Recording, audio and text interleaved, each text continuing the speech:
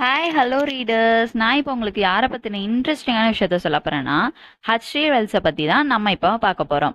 First point என்ன அப்படின்னா, இவரை தான் வந்து நம்ம ஃபாதர் ஆஃப் சயின்ஸ் ஃபிக்ஷன் அப்படின்னு சொல்கிறோம். அதாவது அறிவியல் கற்பனையின் தந்தை என அழைக்கப்படுவர் யாருன்னா H G Wells. Second point என்ன அப்படின்னா, இவரை வந்து நாமினேட் பண்ணியிருக்காங்க 4 டைம்ஸ். எதுக்காக அப்படின்னா நோபல் பிரைஸ்க்காக.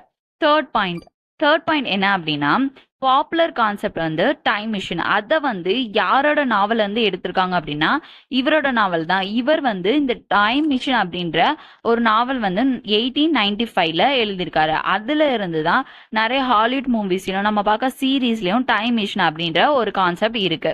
ஃபோர்த் பாயிண்ட் என்ன அப்படின்னா இன்விசிபிள் மேன். இவர் வந்து இன்விசிபிள் மேன் அப்படின்ற நாவலை வந்து எழுதியிருக்காரு. இது வந்து 1897ல வந்து பப்ளிஷ் பண்ணியிருக்காரு. இந்த கான்செப்ட், அதாவது இன்விசிபிள் மேன் அப்படின்ற ஒரு கான்செப்டை இன்ட்ரோ பண்ணதே யாருன்னா ஹச்ரி வெல்ஸ் தான். ஃபிஃப்த் பாயிண்ட் என்ன அப்படின்னா, he was teacher to A A Milne. அதாவது ஏஏ மில்னியோட டீச்சர் யாரு அப்படின்னா இவர் தான், ஹச்ரி வெல்ஸ் தான். அது மட்டும் இல்லாம ஏஏ மில்னி யாரு அப்படின்றாங்கன்னா வினித பூ அப்படின்ற காட்டனை வந்து இன்ட்ரோ பண்றதே இவர் தான்.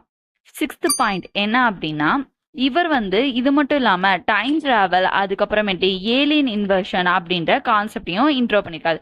இதுவும் வந்து ரொம்ப ஃபேமஸான இருக்கிற கான்செப்ட் தான். Thanks to all.